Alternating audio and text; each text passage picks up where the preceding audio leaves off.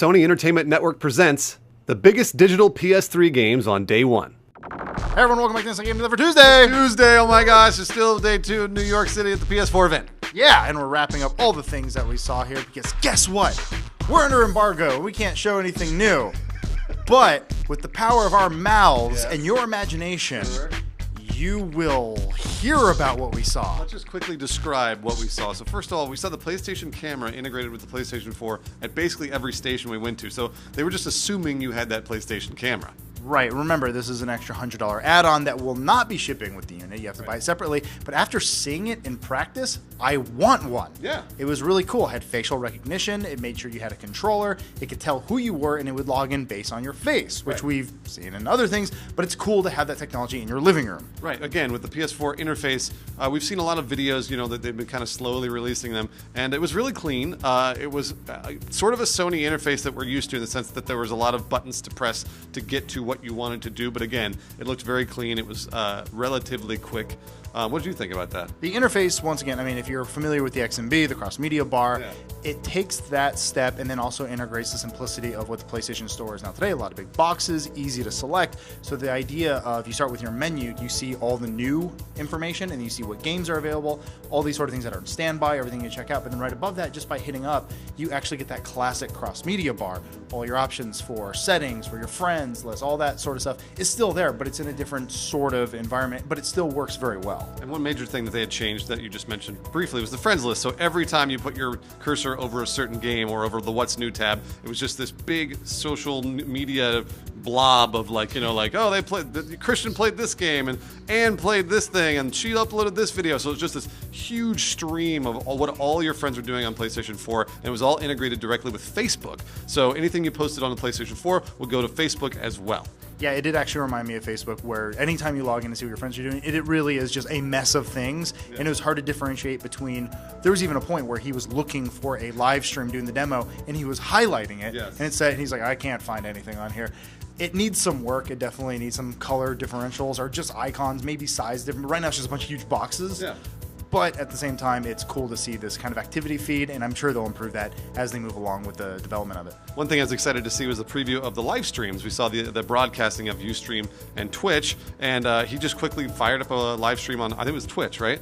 And it was just, you just fired it up, and then it was immediately on Twitch. It was like a 5 to 15 second delay, but it was that simple. And then also that you use the PlayStation camera as sort of your webcam in the corner of your gameplay, and you were good to go. Yeah, it was pretty cool that we saw the live area where you as a user can go through your menu and find and see what is being broadcast. They haven't really gotten to the specifics of how that works, whether PlayStation will promote your stream, whether you just see your friends. Right now, it just seems like it's a blob of stuff, and then you pick your filter from there. But this idea that down the line, they could eventually, say Sony, just putting this out there, League of Legends gets ported over, and Sony says, hey, we want you to watch this. They could actually have a promoted section or something like that.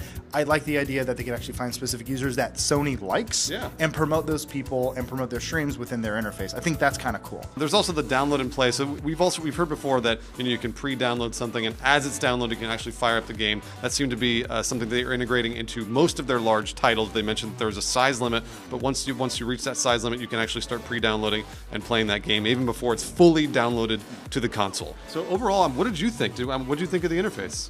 Overall, it's simple, it's clean, it's still very classic Sony, which I like, but it's definitely an improvement. And like I said, that Eye, the PlayStation Eye, I want it now. It actually looks really cool. It's actually probably worth the extra $100. And the way that it integrated with the controller, I think it's pretty badass. It was just like the Xbox One in terms of voice integration and the Kinect. I mean, it was the same thing. You were talking to it, you were moving the controller around, it recognized your face, you were logging in with your face and things like that. So it looked like it wasn't necessarily necessary, but everybody at Sony assumed you had this thing, and they assumed that this is what you were using all the time. Right, and like you said there, now going into this next gen, seeing what Sony can do, what Microsoft can do, there's actually very little difference between the two systems. The biggest differentiator is going to be, if you get the PlayStation 4, you're not going to be forced into having that camera. But after using it, you probably want it. Yeah, it's cool. No, so really cool. This generation is going to be very interesting, especially what Sony's been putting out here. Can't show it right now because, hey, we're under embargo. Oh, so in the meantime, we'll give you the gamer list of the week brought to you by Bro Team. Ew. Okay, there's a new game square, so there's lots of games. Shut up, let's shut up. You already missed Battlefield, pirate game, basketball, Battlefield with no fun, Angry Birds that you have to pay more than $1 for, terrible Pokemon Lego, even worse Battlefield, colors in a game, more football. Oh, too many colors in a video game. Superhero game the first, another football, airplane game the first, superhero game the second, and superhero game the third. Don't know why this is even a video game. Football the third, video car games racing, terrible Lego games second. This, for some reason, oh, not Trash and Clank. Some colors, but kind of faded enough to be okay. I can't even tell what the fuck this is. The best game ever made. Airplanes the second, and space airplanes. Superheroes the fourth. No, this is some more colors. Dancing games, and finally, Knack. Moving over to your trailer today. First up, we got this thing, the all-new game. Start from. You run around and watch out for that man who just got shot. Oh boy. Moving over to the next trailer, we got this thing. It's a little bit of an indie title, kind of different. It looks good though. Yeah, you jump from platform to platform, and it's really difficult. It's actually a very hard game to play, but you can see the art style is very unique. We actually have no idea because we're filming this a day early and we don't know what videos exist yet. And here's the blank one. Fill in the blank. That's cool. I like video games.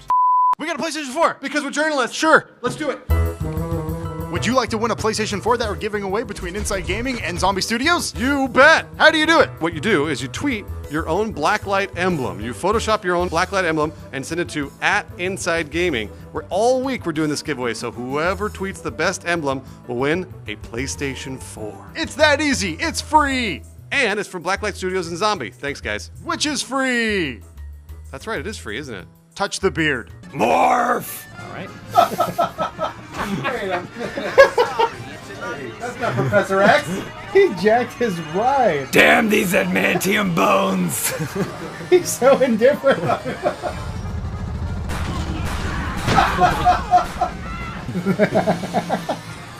His face. I can't get over his face.